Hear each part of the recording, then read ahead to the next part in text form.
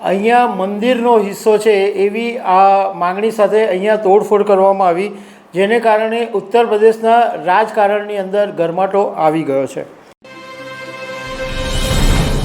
ઉત્તર પ્રદેશના ફતેહપુર જિલ્લામાં આવેલું અબુનગર અત્યારે ઉત્તર પ્રદેશના રાજકારણની અંદર ગરમાટો લાવી રહ્યું છે અને અત્યારે જોરદાર ચર્ચામાં છે, કારણ કે આ વિસ્તારની અંદર એક ઐતિહાસિક કબર છે, એમાં તોડફોડ થઈ અને સાંપ્રદાયિક તણાવ ઊભું થયું છે અને એને કારણે રાજકીય ચર્ચા વધુ તીવ્ર બની છે। તો આના વિશે હું તમારી સાથે વાત કરીશ। મારું નામ રાજેશ શાહ છે અને તમે જોઈ રહ્યા છો ગુજરાતના સૌથી મોટા ડિજિટલ ન્યૂઝ પ્લેટફોર્મ ખબરછે.com।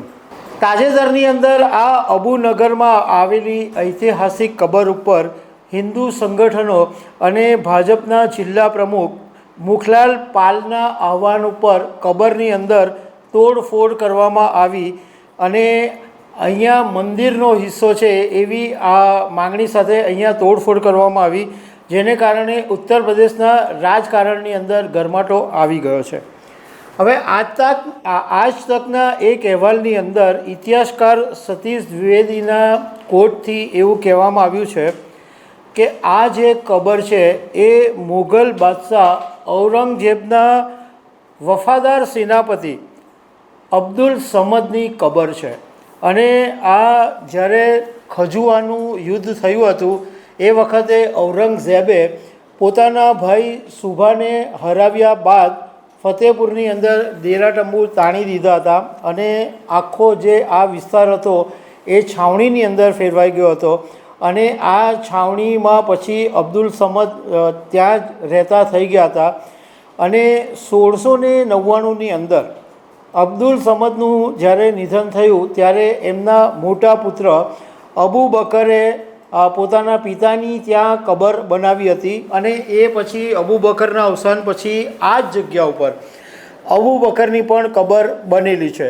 હવે અબુનગરનું જે નામ પડ્યું છે એ પણ અબુ બકર ઉપરથી જ પડ્યું છે। ઇતિહાસકારનું કહેવું છે કે એ સમયે ફતેહપુરની અંદર બે જ મહોલ્લા હતા, બે જ શેરીઓ હતી, એક અબુનગર અને બીજું ખેલદાર, અને બાકીનો જે વિસ્તાર હતો એ આખો ઝીલથી ઘેરાયેલો વિસ્તાર હતો। એક સવાલ એ ઊભો થયો હતો કે કબરની જે દિવાલો છે એની દિવાલો પર અને સજાવટની અંદર કમલ અને કળશ જેવા હિન્દુ પ્રતીકોના નિશાન જોવા મળે છે। તો આ વિશે ઇતિહાસકારનું કહેવું એમ છે કે ભલે અબુ બકરે કબરનું બનાવી હોય, પરંતુ એ જમાનો એવો હતો કે કબરના નિર્માણ કે બીજા કોઈ પણ નિર્માણ કરવાનું કામ છે એ હિન્દુ કારીગરો જ કરતા હતા અને હિન્દુ કારીગરો આવું નિર્માણ કરતા હતા, તો આવા ચિહ્નો મળવા એ એકદમ સામાન્ય વાત છે। 1969ની અંદર ફતેહપુરમાં અસોતરમાં રહેતા હિન્દુ રાજપૂત પરિવારની આ જમીન છે, જે જમીન ઉપર આ અબ્દુસની કબર બનેલી છે।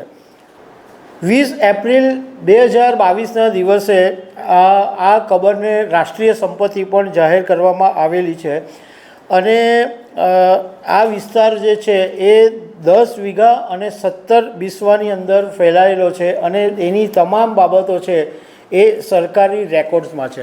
એટલે ઇતિહાસકારનું કહેવું એમ છે કે અહીંયા મંદિર હોવાની વાતમાં કોઈ તથ્ય નથી, કારણ કે તમામ વાતો સરકારી રેકોર્ડમાં પણ નોંધાયેલી છે અને ઇતિહાસની અંદર પણ નોંધાયેલી છે કે આ જગ્યા ઉપર માત્ર અબ્દુસની કબર હતી। તો દર્શક મિત્રો, આવી અનેક વાતો સાથે અમે તમને મળતા રહીશું। Thank you very much.